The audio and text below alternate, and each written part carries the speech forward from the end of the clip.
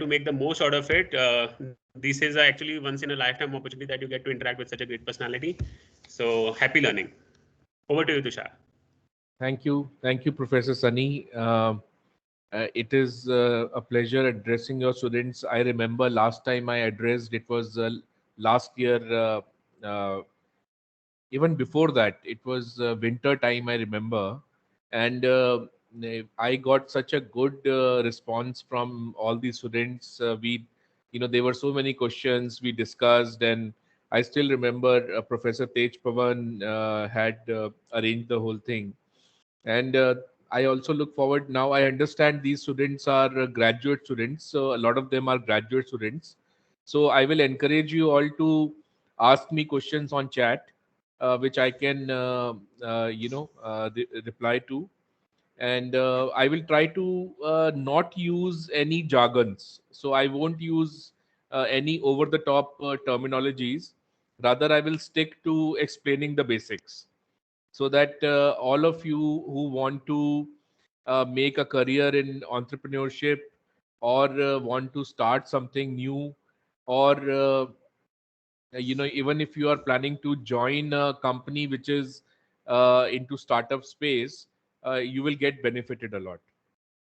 And so basically, I think I should also tell you a bit about entrepreneurship versus a career in a job, and how both the options are good options to make your career.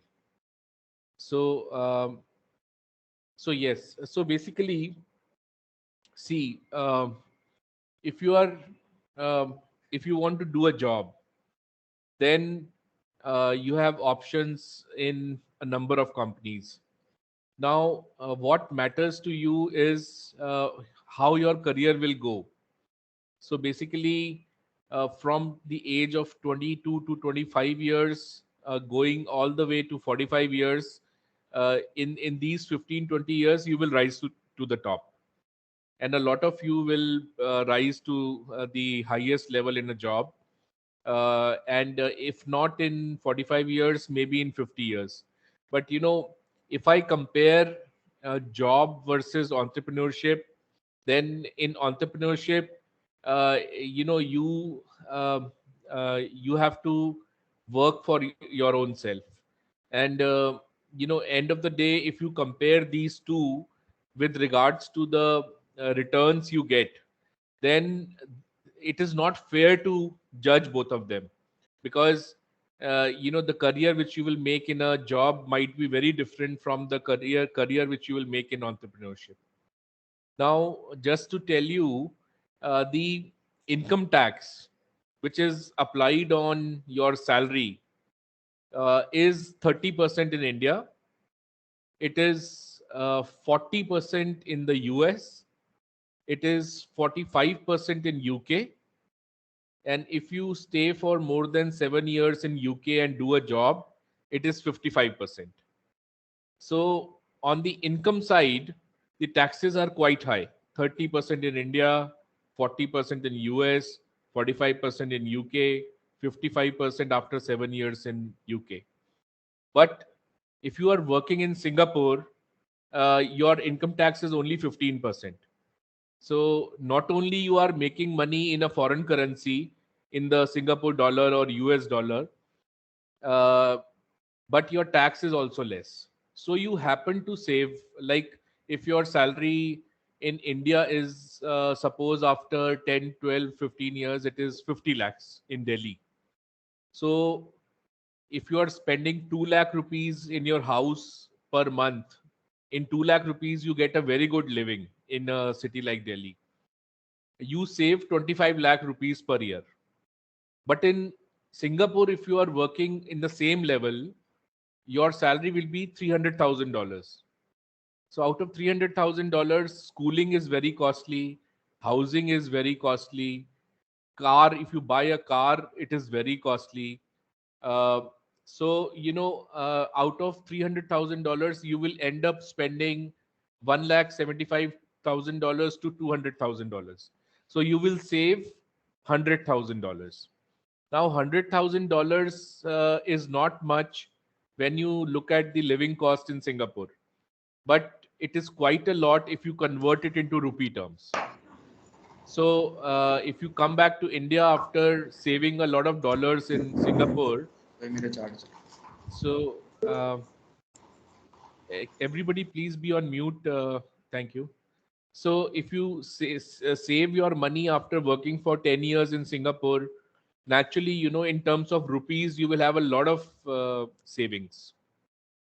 Now, the income tax in Dubai is zero. So if you are working in Dubai and you are getting your $300,000, uh, your savings are more. But again, the cost of living is very high. And housing, maid, car, schooling, all these four things, you will end up spending almost $150,000 per year on these four things. But still in rupee terms, you will save a lot. Now, why I'm telling you everything about taxes and income tax? Because when you do a job, you earn income, and on that, income tax is applicable. If you do a business, the corporate taxes are applicable, but corporate taxes are calculated after deducting the expenses and costs. So that taxation is a different thing. Now, if you were to earn money by investing your money as an investment manager, then the tax applicable on your business is capital gains tax. Now you will be surprised to see income tax 30%, 40%, 45%, and Singapore 15%. Capital gains tax across the world is very low. It is 10 to 20% in India and US. It is 0% in Singapore. 0%. So if you are investing your money in a stock market or real estate or commodities like copper, gold, aluminium, silver, oil, if you are betting your money on these asset classes, uh, or cryptocurrency, then the tax applicable in Singapore is zero. So there was a survey conducted by Forbes, the magazine. It calculated the total tax paid by the 500 richest people across a period of 25 years. And the net result was that because all of them earn a lot from investing the money, so the tax applicability is capital gains tax, and they have many ways to save tax. They can open their companies in tax haven places like Cayman Islands, like Cyprus, like Switzerland, and they can Ireland. Apple is a $2 trillion company. It files its taxes in Ireland because Ireland government has given a very sweet deal to Apple. So the total tax paid by 500 richest people across 25 years was 3.4%. So imagine if you are doing a job, you are paying 45% to 55% tax in UK. And if you are managing your wealth and investing the money, 3.4% tax across 25 years. So all the countries of the world have made it, they want to attract the wealthy people. Russia has a lot of wealthy businessmen. They are called oligarchs. London is the favorite place for these Russians to stay, and London calls all of them to build their mansions there, live with their yachts and their boats and everything, because it wants that these rich people should bring their money to London, so that London benefits. The property prices increase, and there is a lot of spending, so government earns a lot of tax. If it is not earning income tax or corporate tax, it is earning capital gains tax, or it is earning GST, or it is earning municipal taxes. So all of them want to call the rich people. And that's why the capital gains tax across the world is low, because all of them want to tell the rich people, you open your businesses in our country and invest your money in our stock markets, we will tax you very less. So why I'm telling you income tax versus capital gains tax is because as a startup, as a guy who would want to open a business, these things matter a lot. Now, why venture capital has taken so much of importance in the last almost 22, 23 years. So what happened was that 1999, the dot-com boom happened, and 2000, the dot-com bust happened. So a lot of dot-com companies, they raised huge amount of money, $100 million, and then suddenly the whole stock market system burst. And the central bankers of the world, like our Reserve Bank of India, like the Federal Reserve in the US, they manage the economy, they manage the money supply in the economy. And in 2008 the Lehman Brothers crisis happened, and in 2019 the COVID crisis has happened. All this while, all through dot-com boom and bust, all through Lehman Brothers crisis, and then COVID crisis, there are two trends which have taken firm root across the global economy. The first trend is technology is marching in our homes. Technology has got entrenched. Technology businesses have got the most increase in value, and technology is marching in our homes. And second aspect is that uh, governments have made it very easy for financial firms to take debt from the government. I will explain you what it means. It means that the economy, the fundamentals of the economy are not so good. So the economy requires a lot of debt or loans in easy interest rates, with easy interest rates.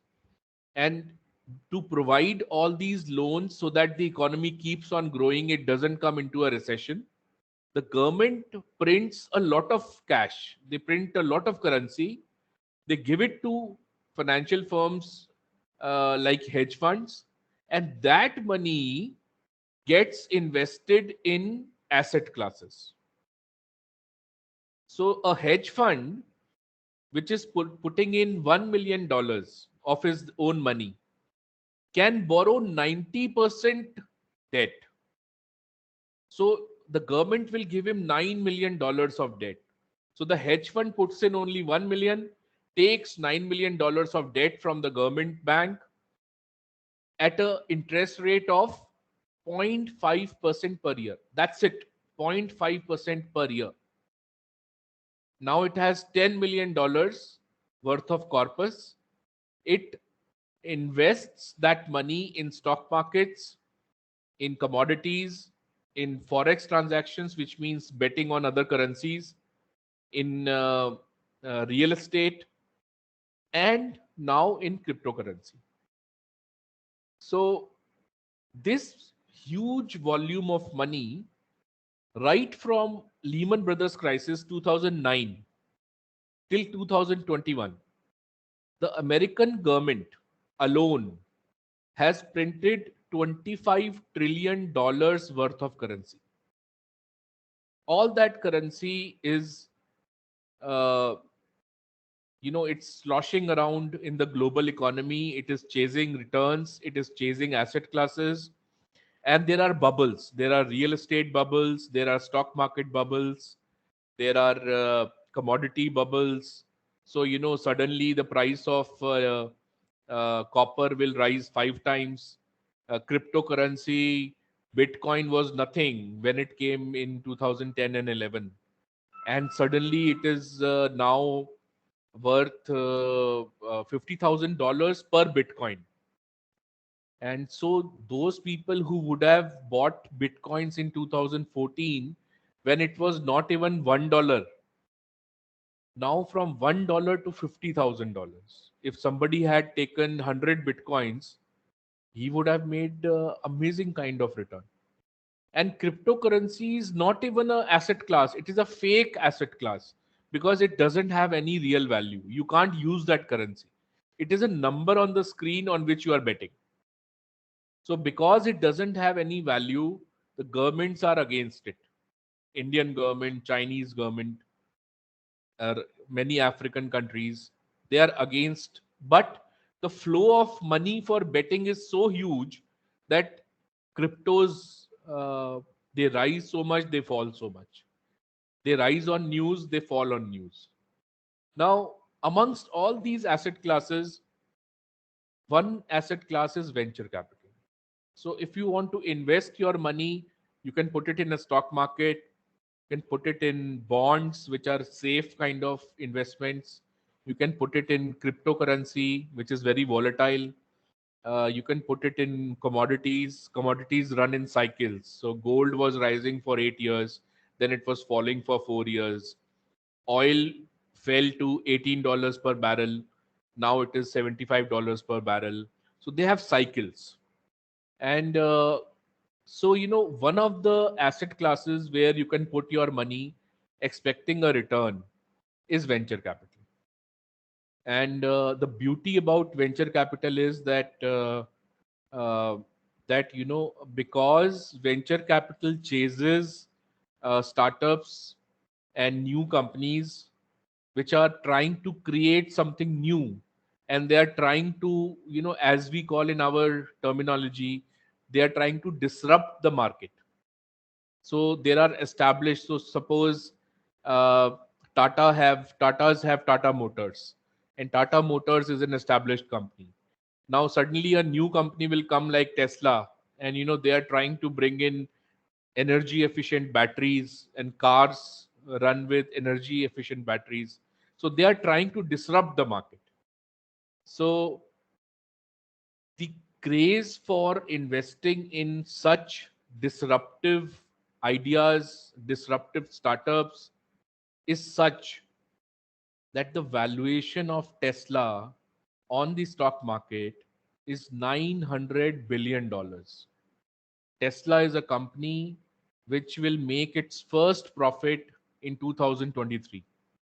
And the value of Tesla as of now on the stock market is more than the combined value of all other automakers: Ford, General Electric, Toyota, Honda, Kia, uh, Hyundai.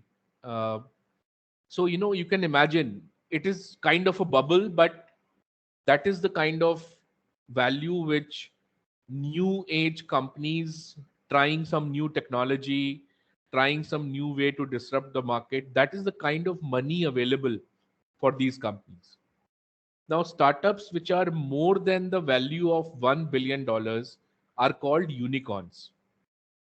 There was a time when in China, four billionaires were being made every week on the Chinese stock markets. So companies came out with an IPO, their stocks got listed on the stock exchange and started getting traded, and the value increased so much that the founder of those companies became billionaires. We are seeing a same phenomena in India since the last 3 months, since the beginning of this year, actually. Around four companies every week are becoming unicorns. They are getting investment from investors which value the company at more than $1 billion. Licious became a unicorn last week. Today, if you open the news, Car Dekho has raised $250 million or $200 million at a valuation of more than $1 billion. So people are saying that it's it's the market telling you that China has upset the whole world. They are troubling a lot of countries. And the Western world and Japan and Southeast Asia and the rich Middle East sheikhs, with oil money, they are all thinking that, did we put our eggs in the Chinese basket and make a mistake? So a lot of money which earlier used to get invested into China is getting invested into Vietnam and India and Bangladesh. So Vietnam and Bangladesh have come a long way. India, see, India, if you talk to people who are outside India, if you talk about India, they will always tell you that India is always trying. So, there is always, some effort to do something, but then there is 2 steps back, then 4 steps front, then 1 step back. So India always works like this. So, but a lot of money is coming to India. In 2013 and 14, the first craze of venture capital happened in India, and Tiger Global, Mr. Lee Fixel of Tiger Global, was the first so-called venture capitalist who had bet on the Indian market. And I remember he put his money in companies like Flipkart, Myntra, and he said that if Chinese people did it, Indians will also do it. And his bet proved correct. A lot of those companies, Flipkart got sold to um Walmart for $21 billion. So a lot of these companies, they came up, and Paytm came up, uh, Big Basket, Grofers, uh, then Zomato, Swiggy, uh, Amazon, Flipkart, Myntra. So a lot of these companies have uh, come up. But there is a problem in our whole system. The problem is that, generally speaking, entrepreneurship is not taught in our schools. Instead of teaching like physics, chemistry, maths, how would life be if you were told, let us teach you how to take work from your team, how to motivate them, how to do accounting of your company, how to calculate the returns generated by a business, how to do financial modeling. So, the critical aspects of entrepreneurship, like money planning, financial planning, human relationships, working in teams, being a leader, they are not taught in our schooling system. A lot of our schooling system is borrowed from the British. The British change their system every 2 years. India changes in 100 years. So, that is an irony. So, a lot of people who come out, they believe in taking degrees. They believe we should take this degree, we should protect ourselves by having a degree. So, now what is changing is that we are talking in terms of skilling yourself, upskilling and cross skilling. So if you join a company today after doing your degree, and your boss tells you, make you did your BBA, you make a financial model for me, and you will say, sir, we know it, the theory part, so it won't work. So the good part is, with the advent of technology, Vedantu, Unacademy, Eruditus, Baiju, Khan Academy, Coursera, edX, uh, nowadays getting a skill is really free. Just take a video based course or a text based course, just register, pay 5,000, or many times it is free videos are available, you skill yourself. So the opportunity available for today's generation is huge, and they should value it. uh, if you don't value it, then there is no difference between you and someone who doesn't have access to these resources. Now, venture capital. So if you put your money in a fixed deposit in a bank, FD, this is the safest kind of investment. The bank will give you 4%, 4.5% post tax return every year in India. If you put your money in a US bank, you will get 0.5% per year. If you put your money in euros, you will get 0.25% per year, which is practically zero. If you put your money in Japanese yen, you will have to pay the bank to keep your money. The interest rate is negative in Japan. So globally, lazy investment like fixed deposits, countries are kind of pushing you not to do that. They are telling you to take out your money from the bank and put it in productive uses, open a business, um, or invest that money in asset classes. It is a nightmare for the retired people, because where will they go? You know, but the European countries and Canada and UK and some parts of US, they have welfare state. So they say that you keep on working till 60. After 60, we will take care of you. So you will get doles, you will get housing, but that is not there in many countries. So what will the old people do in countries like Asia, like China, India? So there is a very conscious uh, you know uh, people are very conscious that for the retirement they need to save, so they save a lot of money in the bank. And that is a traditional way. They put some money in mutual funds, in systematic investment plans, in LIC policies, and some in stock markets. So, but the financialization of the economy, which means that money comes from savings from a bank into the stock markets, into real estate, into investments, that's called financialization of the economy. That is a trend which is going on since many years in India also. So there were 3.5% Indians who have put their money in stock markets. Now it has increased to 5.5%. So people are, there is a trend. Now venture capital means that you put your money into companies which are not listed on the stock exchange.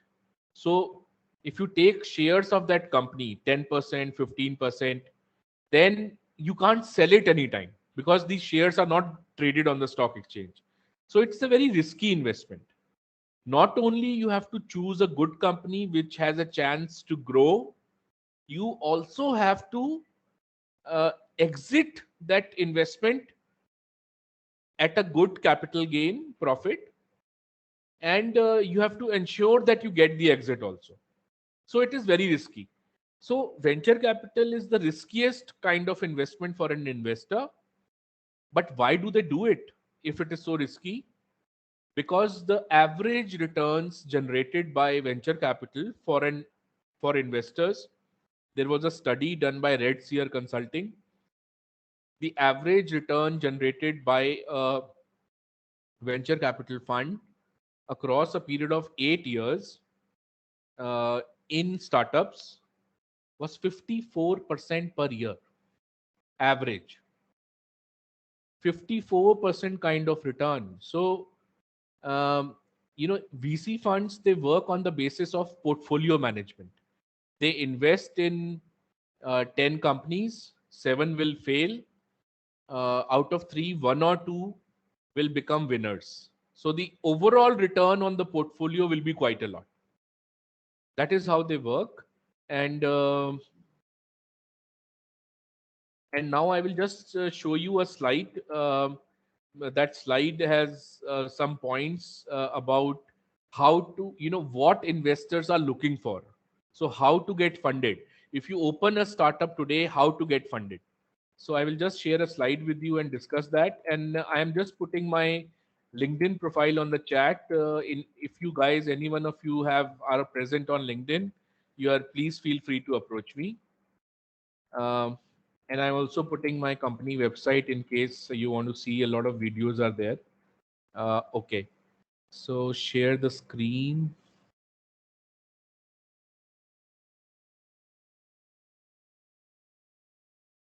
Yeah. So I hope you are able to see my screen. How to raise funds? Just put Y on chat if you are able to see that. Uh, yes. Okay. Great. So, how to raise funds? I will just talk about this particular slide. So, basically, investors, they venture capital funds, they raise money from outside people.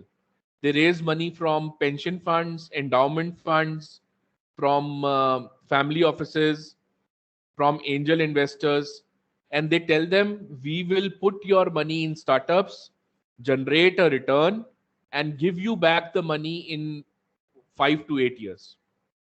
So these investors, when they raise money from these parties, then they also tell them how will they invest the money, and that is called investment thesis.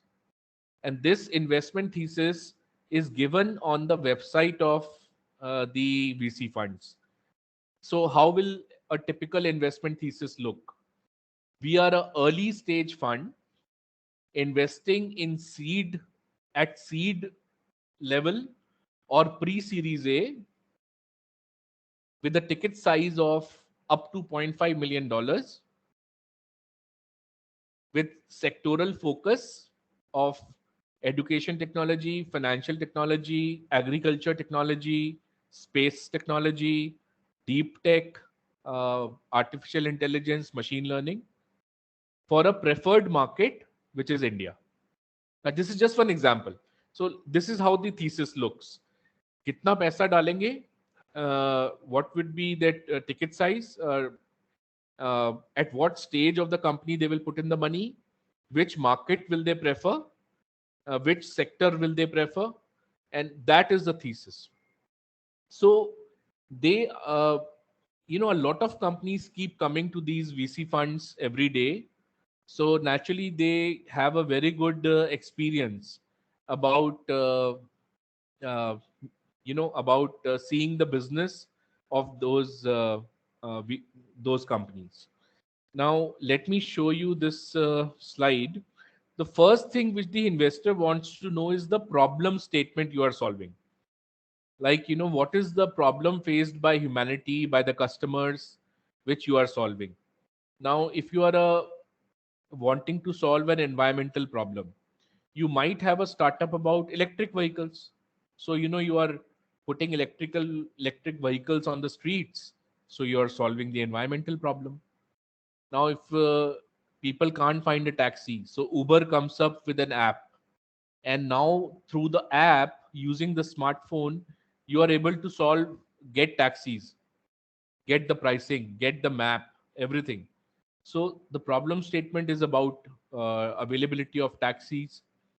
So, this is the more fundamental the problem you are solving for humanity, the more chances that you will end up becoming a huge company. Now, if you want to solve a very small type of problem, naturally the scalability won't be too high. You will end up remaining not a very big company. So that is most important. The second thing is the solution. Third thing is the team. Now, lot of funds, they don't invest in single founder companies. They say single founder nahi chahiye. So, your team should be balanced, two or three co-founders. Then, if you don't have a technology guy in the founders, then, you can take a technology person, make him a chief technology officer, CTO. So that thing you can solve. So team is the most important, because the VC fund guys, they always say that we bet our money on people. End of the day, we are backing people. So, if you create a wrong product, if the team is good, they will better the product. So that is the importance of team. But if the team is not good, then even after creating a good product, they won't be able to make much business out of that, or they won't be able to scale it. So team is the most important. Then market size, as I told you, if you are in a very small market, naturally your revenue won't go very high. So if the revenue won't go very high, the valuation of the company won't go very high. Then the product, what is the service or the product you have created? If you have already created it, you can give a demo to the investor online. Then the business model, which is the most important. How will you earn from that product or service? That's like, will you earn commission based, or monthly lease rentals, or yearly based? Uh, so all these things, they form a part of the business model. Then the traction. Traction means what is your customer growth, what is your revenue growth, uh, how much revenue and operating profit you are doing as of now. Then competitor analysis, who's your competition, and your competitive advantages. How are you different and better from the competition? Then the financial projections, you have to give 5-year projections, like this much money will go in the first 1.5 years. It will generate a revenue of this much over a 5-year period. This much will be the operating profit, and this will be the net profit. And in fact, when we do the valuation of a company, how to value a company, we create 5-year projections. On the basis of those 5-year projections, we calculate the free cash flow available to the company in 5 years. Free cash flow, which means net cash flow, incoming cash, outgoing cash, and the net cash. And then we calculate the present value of those free cash flows. So that is called discounted cash flow valuation. So we do that when we need to value the startups. We have to create a 5-year financial model. Then the ask, how much funds you are asking for, dollars may, rupees may, and the use of funds. How will you use the funds? How much will go into marketing? How much will go into human resource? How much will go into building technology, and so on? And the last thing is the future roadmap. A future roadmap can be how many customers will you achieve in the next 3 months? When will you open a new office? So, all those roadmaps which you have in mind, that. So, this is the basic information needed by investors once they are looking to fund you. And I have discussed all of them. So, these slides are so. So, this is it. And also, um, um, so also, apart from venture capital, there are other investors also in the market. There are family offices, there are angel investors, there are accelerators, incubators, there is government money, like government of India gives you 25 to 50 lakhs money. uh, but that is a kind of a grant which is takes a long time to get. So all these options are available, and if you think you are starting a company, and instead of diluting your equity, you can take loan, you can take a debt. So it is not so easily available for new companies. No, you should in Indian banks, they will ask you for a real estate. They will take the real estate as collateral. Then they will ask you for cash flows, that how much cash flows does your business have. Will those cash flows be able to service the debt, the interest rate, and the principal? And they also ask for 3-year audited financials. So they ask for companies who have been in the existence since at least 3 years. So those options are not easily available, debt options. But if you are taking money from Y Combinator, which is in the US, then they give you $100,000 to $300,000, and in fact you can return that money to them also as debt. So that kind of an option is available in US and Israel, which is the Y Combinator. Otherwise it is not so much available. So it is 40 minutes. I think I've discussed. Now I'll be happy to take your questions, and whatever questions you have, they might be very basic questions or whichever type of questions, feel free to ask me. And thank you so much, Professor Sunny, and looking forward to answer all your questions. Thank you. So guys, you can raise your hands, and one by one the questions can be answered by Tushar. Thank you, Tushar, for a wonderful session. It was quite informative, and I think all the students got a very insider view of how the startup industry and various participants, the taxation aspects, all these look like. Thank you, Professor. Yeah, we can start off with Isha, who raised the hand first. So Isha, please go ahead with your question. Right. So, Professor, first of all, thank you for arranging this session. And then, Tushar, sir, thank you for being here. That was very informative. So, my question is since you've mentioned Tesla, it made me think of Peter Thiel and how Peter Thiel actually approaches startups or his own projects. So, how do you identify companies or ideas that can potentially do well in other countries? So, what I'm really asking you is that what do you think about the technological gap that lies between developing countries and Western countries? For instance, if I were to give you an example, I take Facebook. Facebook, while it was first Harvard wide and then it became a Boston thing, and then eventually the American market was introduced to it. But even after all that happened, India had no idea something like that existed, and it was I think a few years till it came to India, and it actually became a thing in India. So in that sense, what are your thoughts on this technological lag? How do you identify something from other countries and bring it to the Indian market? How do you create that kind of ecosystem? Thank you. Thank you, Isha. uh, Isha, when it comes to technology and finance, you must remember that the Indians from the top colleges, which are the real brain of this country, they leave for US, they leave for Europe, uh, and they have been going there since the last 35, 40 years. So, in fact, forget about us catching up in technology from the West. The actual technology generation, the breakthrough technologies, it happens in India, and the West learns from it. So Facebook is nothing. It's a social media website. It is not breakthrough technology. And whatever artificial intelligence they are using, so that it becomes a very sticky kind of platform.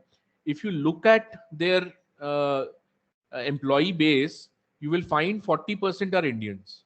And these companies like Bosch and Asia Brown Boveri and General Electric, and they boast of a huge amount of intellectual property and patents.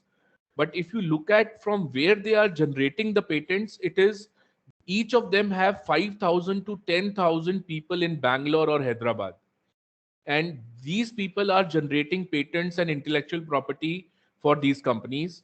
So it is a shame that instead of creating your own patent or intellectual property, you are doing a job and giving away that innovation to these companies.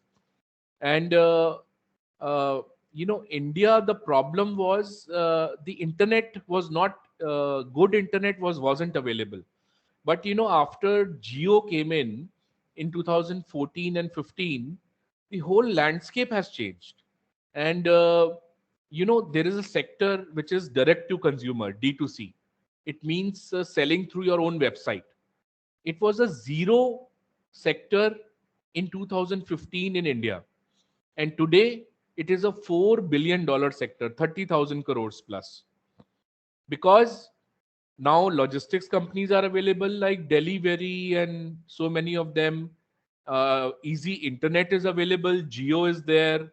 All the CRM which you require, customer relationship management software, that is available. So the whole ecosystem has matured. And the problem with India always has been bad infrastructure. So it is not the technology, it is not the talent. I was in a taxi in New York many years back, and the taxi was being driven by a Bangladeshi. And this guy was chatting to me like, all Asians, when we meet, we start chatting a lot. And he was saying ki amongst all the Asians, Indians are different. Indians, you will find people think Indian guy, he's CEO material. See, Steve Ballmer was the CEO of Microsoft for 15 years. And he, uh, you know, the way he ran the company, the valuation of Microsoft on the stock exchange was $400 billion. Now, once this guy changed, and this new guy has come, this Indian Satya Nadella, the valuation of Microsoft on the stock exchange is $1.8 trillion. And everybody wants to keep an Indian CEO. Why? They are they are accustomed to bad infrastructure. They are very good in working in a multicultural environment. I mean, look at India. The language changes after every 100 kilometers. So we are very much used to working in a multicultural, multiracial, and Navratras. Right now we are celebrating Navratras. Navratras is celebrating women, and when you are celebrating women, you give a high pedestal to women, your mother and your sister. So you are, if there are women in your team, in the board of directors or team, you have a natural inclination of giving them respect. So, you know, we tend to underplay our strengths. And, a lot of companies, when they, a lot of Indians, when they make money in US and Europe, they set up a business in India. They open an office here. They might be serving global markets, but they work from India. And one of the largest reason why India has a bad name in terms of business atmosphere and bad infrastructure is in the field of contract resolution. Our courts don't work. If you have signed a contract with the client, the court case will go on for 10 years, 20 years. So how do you do business? Ultimately, you are doing business all on relationship basis, all on verbal basis. The written word, it's so difficult to uphold that. So that is the problem. And a lot of companies which work in India, they have formed certain structures when they work in India. So, in the legal agreements which they sign, they first of all open a Singapore company, which is the holding company, and they sign all the contracts from Singapore. And they write that the jurisdiction of this contract will be Singapore, and the court applicable for any dispute will be Singapore arbitration or International Chamber of Commerce, London. And so those are the I would urge you to talk to Indians who are based in US and Europe. They will give you a very good idea about our strengths versus their strengths, and you will get a better perspective. Thank you, Isha. Thanks a lot. Thank you. So, Achintya asks, sir, what is the most important thing that a venture capitalist is looking for in a company to invest in? Um Achintya, the number one thing is a team. And, the team is the most important. Um, and second thing is intellectual property. That, what is the new thing you have created? What is what is the thing which will disrupt the market. And third thing is, um, they look at, if you want to raise funds from an investor, you should be good in storytelling. You should tell him stories that, I'm targeting the MSME market, medium and small and medium enterprise market, and the market has this gap, and this is the research done by an agency, so I'm trying to fill this gap.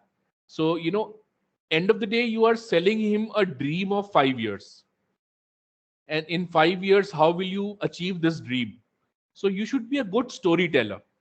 you know a lot of the financial modeling things, sector things, lot of the strategy, go to market strategy, distribution, apart from being backed by primary and secondary research, you have to be a good storyteller. And telling stories to the investor gets you money. There is a term in our startup world, it is called fake it till you make it. Now, don't take any wrong meaning from that. It does not mean that you give wrong things. It means that till the time you don't have substantial business in hand, you will have to tell a lot of stories.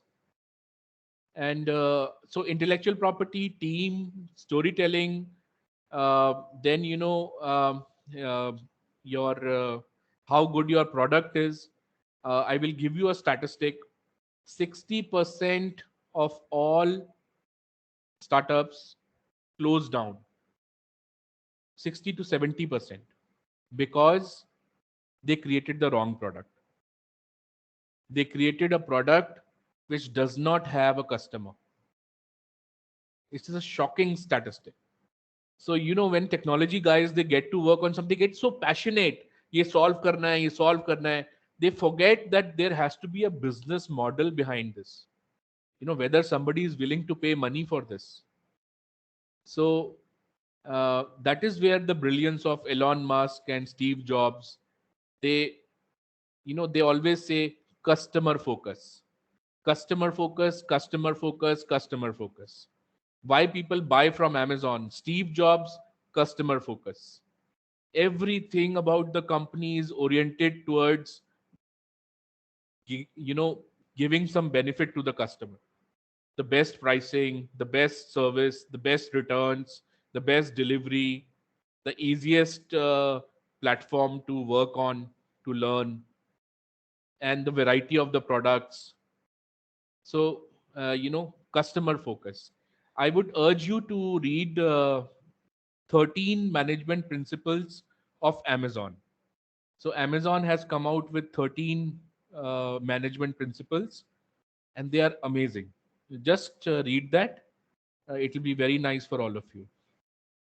Now, Dhruv says, which investor inspires you the most? Um, Warren Buffett is the one of the top 10 richest, and he has made all his money by investments. Uh, so he is someone who not only understands balance sheets, but he has a very strategic way of looking at markets. So if you look at Indian investors, then Rakesh Jhunjhunwala is the most famous investor who everybody likes, and his work is very good. And you can read a book if you want to learn investing in stock markets. It's called Coffee Can Investing by Saurabh Mukherjee. It'll teach you about stock market investing. Otherwise, Warren Buffett is, he has created trillions of dollars just by his investment acumen. So there are some notes to shareholders. There's a book, Notes to Shareholders, letters or notes to shareholders. Warren Buffett, he comes out with a letter to shareholders every year, and people wait for that letter. That what he talks about, the trends in sectors and across the global economy. So that is it. In case any one of you wants to ask more questions, uh, please feel We free. Yeah, Tushar, we have more questions from Shivang and Ashish. Shivang, you can go first. Yeah, okay. So, good afternoon. So it was a really nice session. Like I always had this doubt. So, for example, I'm targeting my PG for a really like an Ivy League college, or supposedly like the world top business school. I'm thinking of doing my PG from there. But then the only question comes in my mind because my end goal is to be an entrepreneur and start my own business. But like for before that, I want to earn some money of my own and not take help from my parents, right? But then there's only one question in my mind that, for example, I get a good job, like a really, really good job from doing a good, like from getting a good degree from a good college. Then the question that comes in my mind is, what will it be worth it to, give up my huge paying salary and starting my own entrepreneurship journey because it won't be easy in starting the journey. So, what, So, may I know your good name? Shivang, right? Okay, Shivang? Shivang. Yeah. Shivang, let me explain you the structure, how it works. Well, many people, they don't know it. See, Harvard has 800-acre campus. Stanford, 1,000-acre campus. They have a huge city inside the campus. Best infrastructure. Uh, Teachers, very committed teachers, because people get associated with these universities for life, and they keep on teaching, they keep on researching.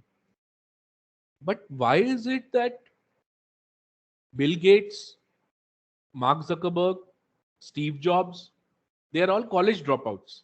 They drop out of college and then they start something, entrepreneurship, because they realize that end of the day there is a limit to how much theoretical knowledge you can get. End of the day, you should know how to apply that knowledge. Yes, reading books and internet nowadays, everything is easily available. But you know how to apply that knowledge. And then they realize, okay, we came to this college, but this is not what we are looking for. And we want to create a new company. That is where the money lies. Why do people pay 2.5, 3 crores for Purdue, for MIT, for INSEAD, for Stanford? Is the alumni network. Main thing is the alumni network. So I'll give you an example. Most of the people who are in venture capital funds or pension funds managing $800 billion, $100 billion, university endowment funds, BlackRock, Bravia, Brookfield, CIPB. So mostly these guys are from Ivy League colleges. And the reason is alumni network. People who are already sitting in these companies, they take from their alumni. And suppose I will give you an example. I did my MBA from South Campus, University of Delhi, and one senior of mine was Sonal Kohli. Sonal was very smart guy. He worked in venture capital funds, Aditya Birla Private Equity, and he opened his own hedge fund, Elara India Gateway Fund. He was managing $50 million. Now, I was sitting with him and he told me of the practical difficulties because he's not from an Ivy League college. So, he wants to raise a $300 million fund. He takes an appointment from fund guys in the US, pension fund and the big companies. He gets 2 meetings in 1 year, 2 meetings. Now, in those 2 meetings, the person who's has to make a decision of giving him his $100 million, in 2 meetings, he does not make a decision.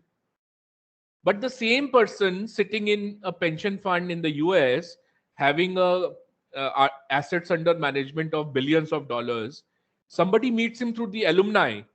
Then, they chat up, they become informal, and he gives him $100 million. So that is the whole thing about Ivy League colleges. There is no perfect way of building your career.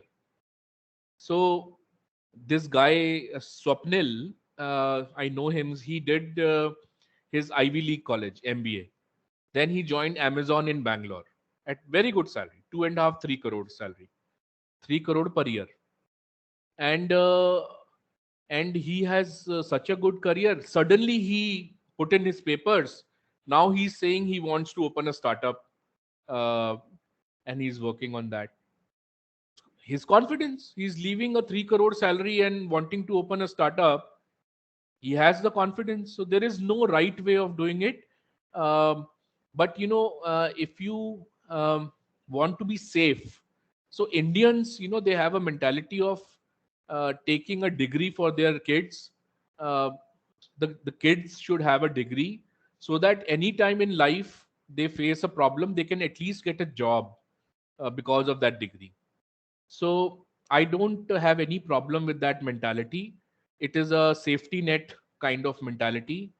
And if you want to do your Ivy League, and it's not that you won't learn anything from the Ivy League college, you will learn also.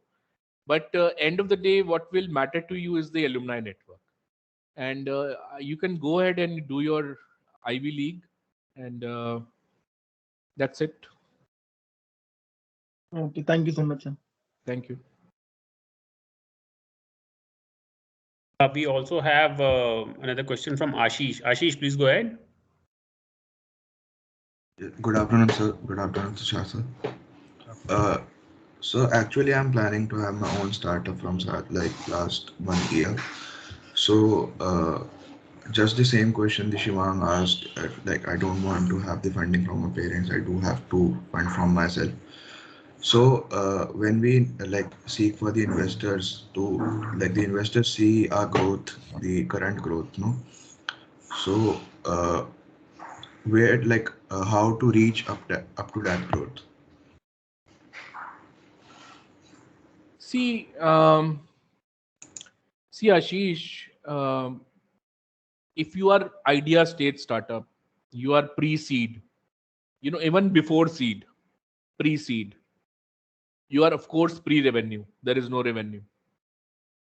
Then the risk taken by the investor is huge. It is maximum risk because he does not know your performance. He does not know your business model. He does not know your traction. He does not know anything. So on what basis does he put in his money? End of the day, we have certain terminologies in startup space. One is proof of concept, one is minimum viable product, and the third one is product market fit.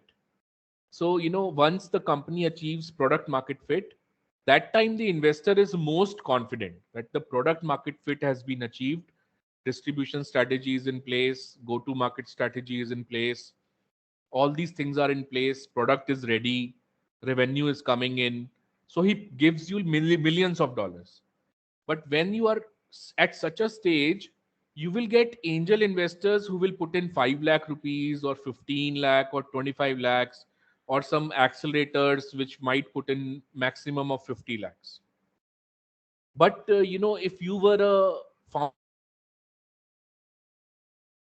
would have already done a successful startup and now you are starting out again, then the investor will give you $10 million seed capital, $15 million seed capital, because he knows that he's betting his money on a horse which works, and this guy knows how to do the business.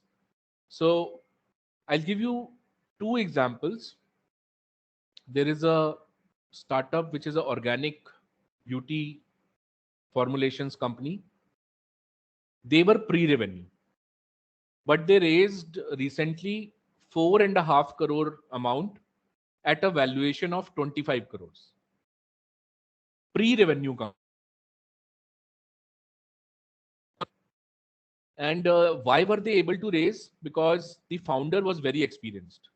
He was director with PepsiCo Europe. He knew the whole distributors. He understood the whole market. He had contacts. He knew how to get the right formulations. So what he did was he got letters from 28 distributors, and that the distributor want his product. He got the letter from Middle East distributor Sara LLC, and he got the letter from the organic certifying agency saying that we are interested in these formulations. And he showed everything to the investor. So the investor felt very confident. So he put in his 4.5 crores. Otherwise, the pre a lot of there is a term in our startup. It's called friends and family, FNF. So bootstrapping means putting your own money. So either you can bootstrap or take money from friends and family, or in case at this stage you are taking some money, then you will find some angels who will give you 5 lakhs, 15, 25 lakhs or 50 lakhs. Um, so it is a very challenging thing, So ideally you should raise money after PMF and not now, outside money. Yeah. Just a follow-up question for this. Sorry, Sunny sir. If we if I start a plan up, so I have a great idea, but do investors see the current market of that, the industry of that? Like I wanted to basically enter into hospitality industry through my startup, but seeing the situation in the COVID situation, the hospitality industry is not keeping well. So do the investors see the industry, or they only see the market, like the startup idea? So, as I was telling you about the investment thesis, one of the core component of investment thesis, which the investor forms, is sector. So, uh, but the good, the big funds like Sequoia Capital, Elevation Capital, like a lot of these big funds which have been in the market for very long, like Mayfield, Kalari. So they always welcome all kinds of startups to approach them. That they will look at all kinds of startups. But broadly speaking, uh, see, they keep very small teams. They have some analysts. They have a principal. Then there is a general partner and a limited partner. Limited partner puts in his money. General partner invests that money. So in that small team, they can't have specialization of all the sectors. So they focus that we will focus on education technology, financial technology, agri-tech, agriculture technology, space technology, deep tech, machine learning, artificial intelligence, consumer B2B, B2C, direct to consumer. So they have a focus. And so once you approach the investors, you have to study their thesis on their websites as to what they are investing, and then approach them. Thank you so much, sir. Clear. Thank you. Okay, I think Shivang, you have another question. You raise your hand. So I just wanted to know like one of the book recommendations from sir. Which book? Okay, you mean any book which I like? Yeah, which you would So, like suggest us to read at this age. uh, Rich Dad, Poor Dad. So, Sir, except that, I mean, I've sorry, already read that, so you already read that. Then that's Robert. you can read this one, The Psychology of Money by Morgan Housel. It is about how people get guided in parting away with their money. So it mixes psychology with the investing behavior, and a lot of the investment behavior is herd behavior. People are putting in crypto. Let me put in crypto. The other fund guy is putting in D2C. I would want to put money in D2C. So a lot of that is, and there is another book I told you about, Coffee Can Investing by Saurabh Mukherjee of Marcellus Consulting. There is another book. It's called Measure What Matters by John Doerr. Measure What Matters. So he has given very practical ways in which you can uh, measure the outcomes over a 90-day period. And those outcomes are called OKRs, Objective Key Results. So that is one phenomenal book, and you can approach me through LinkedIn. I can tell you a lot of the books which you can go through. Oh, okay. Thank you, sir. Thank you. Yeah, Harsh, you can just give a brief intro about your school and then you can ask a question. Hello, sir. I'm from JGBS itself last year, and I just had a perception that in India it's very difficult to go for startups because the cost of capital is too high. So, is it the case with other countries like China and Japan? Because when the companies are wanting to go global, the government is really, really supportive when it comes to funding. So, why is it not the case with India? Because as you said, people are saving a lot of money in their banks for their retirement. So when banks have that sort of reserves, so why is the interest rate so high, which increases the cost of capital for us entrepreneurs? Harsh, I must congratulate you that your mind is very analytical and you have really caught the horse by its horns. So basically, we have been a socialist country, that guided by Soviet Union, and we had Morarji Desai, we had Nehru and Indira, and all these people were socialist. And in 1977, socialist and secular, these words were inserted in the constitution by Indira Gandhi. Socialism means put all the money in government companies. And from where will that money come? Taxation. And apart from taxation, borrowing from the banks. So if the government is borrowing more than 50% of banks' money and putting it in government companies which are inefficient and making losses, so every year you are requiring more and more money to borrow from the banks. So the money available with banks to lend to the private sector is very less. So the same thing is happening. We have so many schemes, Mahatma Gandhi, this scheme, that scheme. So apart from the budgetary allocation, government borrows a huge amount from the banks. So there is very less money available with the banks. So they charge high interest because end of the day, the banks have to raise, they are competing with each other to raise money from the people as deposits. So it has to compete with each other to raise that money. And that is why historically interest rates have been very high in India. And an entrepreneur faces a lot of problem. High interest rate, land acquisition is after the Land Acquisition Act of 2012 for infrastructure projects. You have to pay 4 times the market rate from to the landowner. 4 times. So China constructs high speed railways, 30,000 miles of high speed railways in 10 years. Can you do it in India? How will you do it? Land acquisition is so tough, uh, and loan availability is a problem, and so getting licenses, permits, although things have improved a lot. So cost of capital is a big issue, and if you go to Y Combinator in the US, you will present your pitch on the stage for 10 minutes. After 10 minutes, these guys on the stage, they start prodding the investor. Check lao, write the check. And people write checks, $100,000, $50,000, $300,000 after hearing the company for 10 minutes.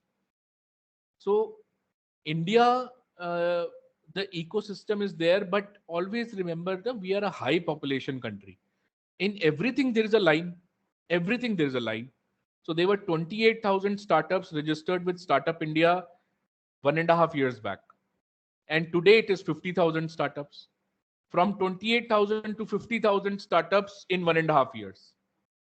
So, so the investor who works in India, see, uh, outside India, he's chasing the startup. In India, the startup is chasing the investor. So uh, that is a typical nature of our country, and cost of capital is high because of legacy reasons, which I just told you. Thank you so much, sir. Thank you. Great. Do we have any other questions? Because I have one question. I've been very eager to ask. Yes, sir. Vanshika, you also raise your hand. Yeah, Vanshika is asking a question. Tushar, over to you. Yeah, Vanshika says, I want to ask you, I'm planning to starting my startup in organic product field. Okay. So Vanshika, the topmost certification available for how organic your formulation and product is EcoCert Cosmos V3.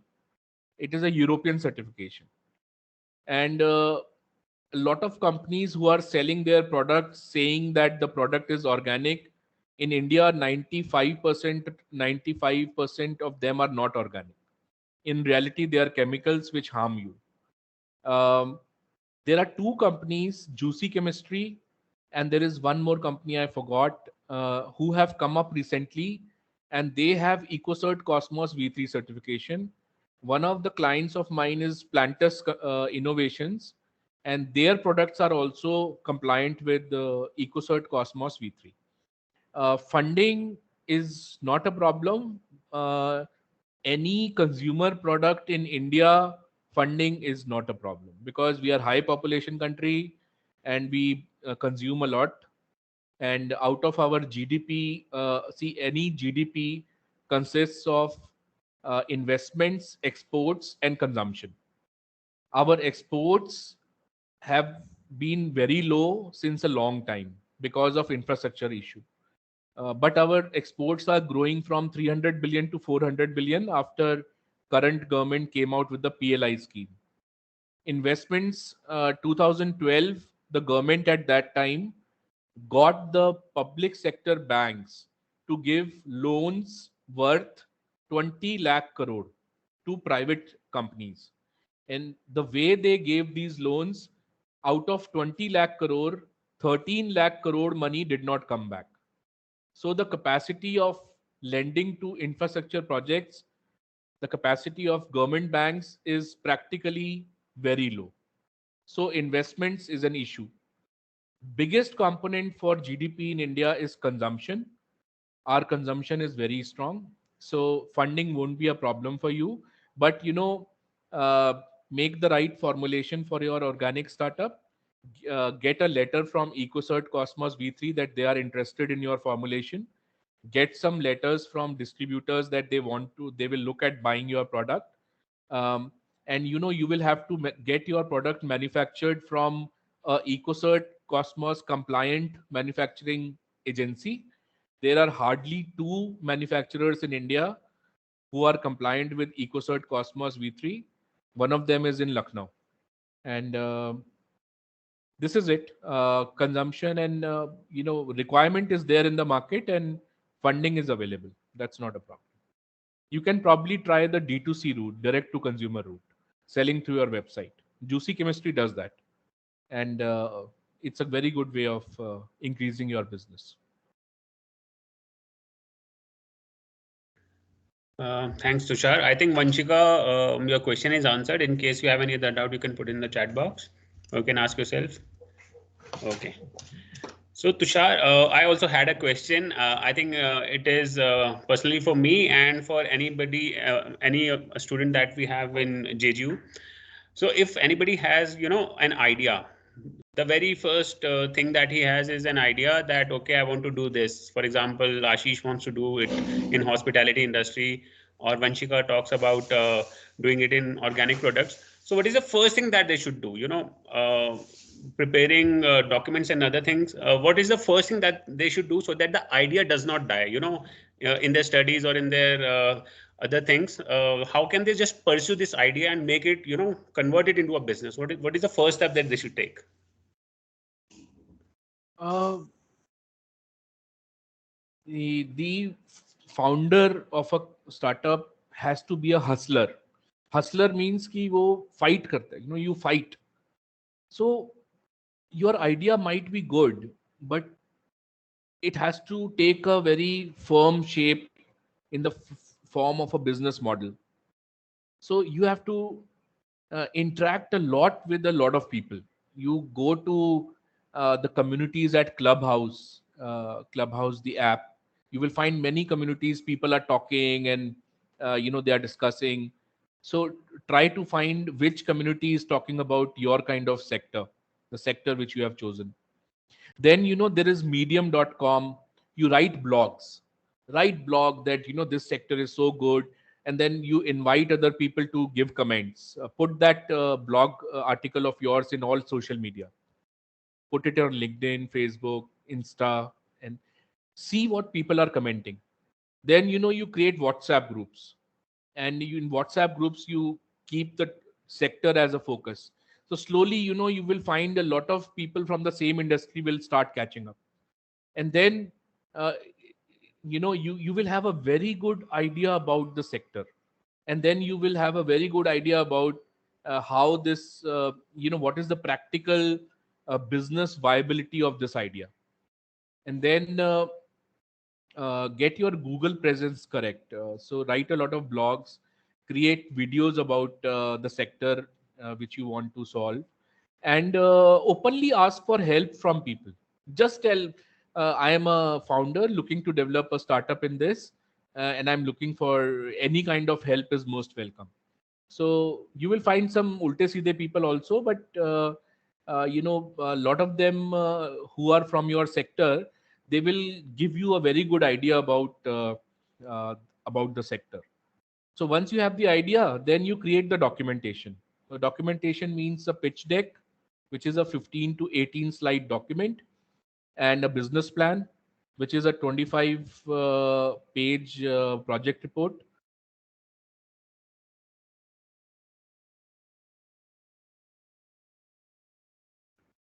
So this is the way you can proceed. Great. I think the best the thing I could take out from this was that one has to be a hustler. One should not let any idea that they have ever dead.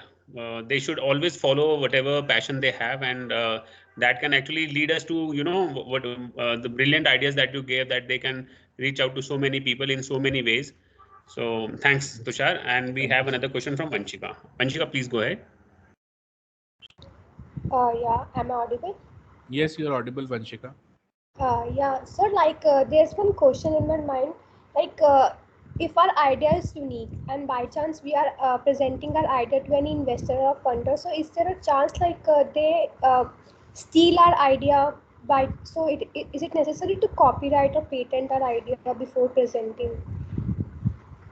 So, if you were working in Europe or US, they ask, to sign a NDA, non-disclosure agreement. But, the investors in India, first of all, NDA does not mean much because contract enforcement is very low. Nobody goes to the courts. So what will you do with the NDA? End of the day, we are very talkative people. There was a book, The Argumentative Indian. We always talk, disclose everything to everybody over a tea. We will tell everything. So your idea will immediately go out in the market. There is a chance that it will get copied. Yes. But if you make a mature, if you take your business to a certain stage, then you will always have a first mover advantage. So if at the idea stage you are approaching these guys, it is so easy to copy that idea. But if you already create a product, do some sales, show some customers, then file an intellectual property or a patent. And if you get intellectual property for your product, governments, they give you money by taking that intellectual property as collateral. And the number one country in that field is Singapore. If you are in Singapore, you give them the intellectual property, they will give you millions of dollars. With that, you can run the company. Once you have that kind of money, you can give it back to the government and take back your intellectual property. So yes, you should watch out. But Indian market is not a market where people sign non-disclosure agreements. The investor will never sign. He will say, I am such a big guy, why should I sign? I won't invest in your company, I will invest in some other company. So that is a practical problem.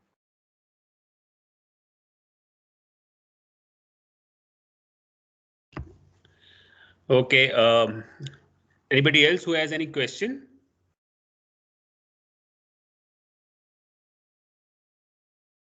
Okay, Tushar, I have one more question myself.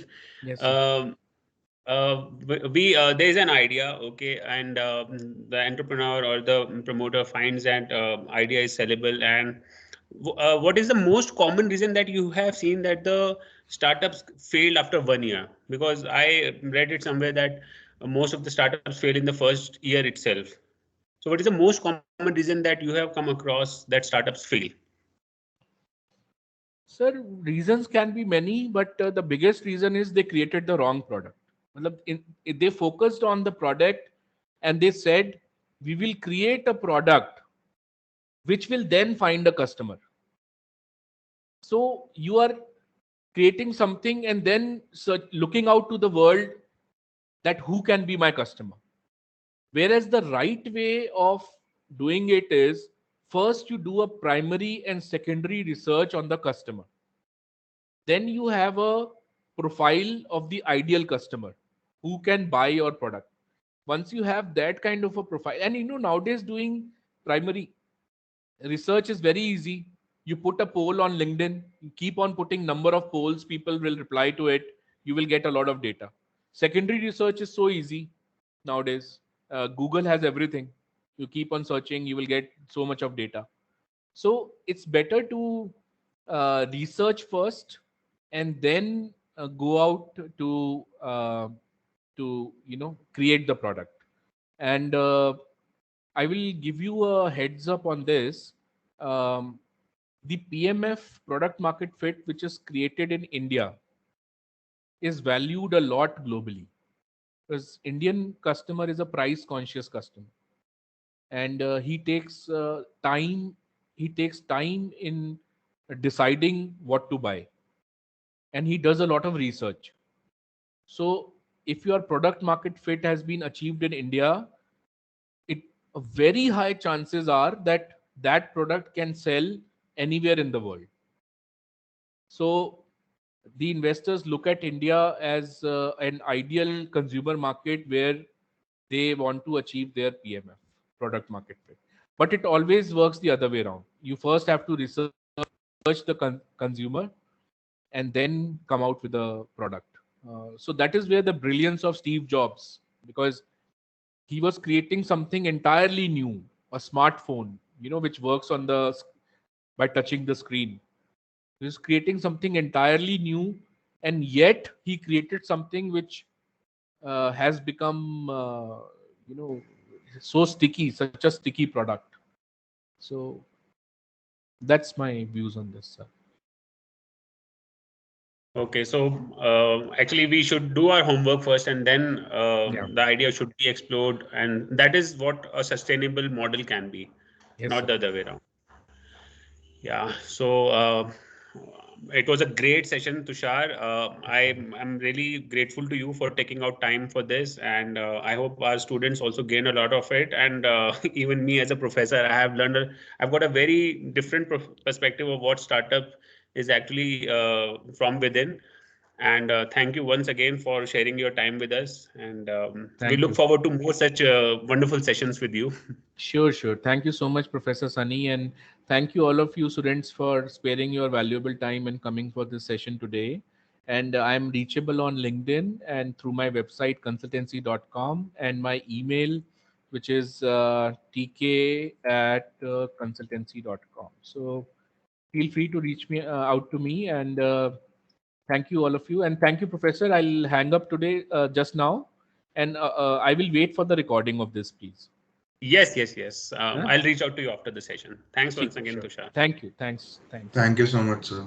Thank you. Thank you so much, sir. I will request all the section B students to please